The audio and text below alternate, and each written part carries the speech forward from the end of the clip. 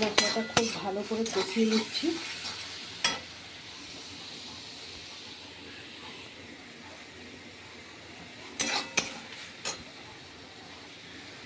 খুব ভালো করে কষানো হয়ে গেছে।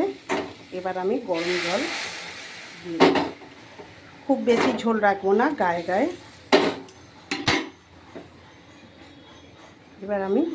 এবার আমি ভেজে রাখা আলুগুলো দিয়ে দিলাম।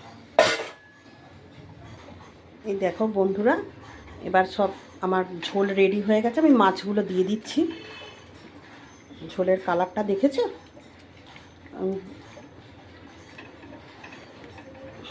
দিয়ে দিলাম। এবার ওপর থেকে চেরা কাঁচা লঙ্কা, ধনেপাতা, ব্যাস আমার রুই মাছের সর্ষে বাটা দিয়ে রুই মাছের ঝোল রেডি।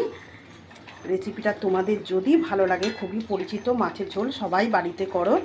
যদি তোমাদের ভালো লাগে লাইক শেয়ার করে দিও আর সাবস্ক্রাইব করতে ভুলো না।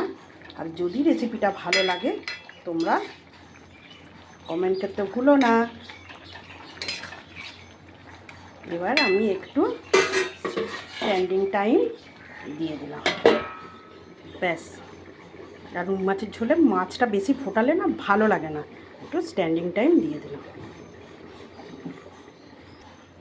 বন্ধুরা, মাছের ঝোলের খুব সিম্পল মাছের ঝোলের কালারটা দেখো।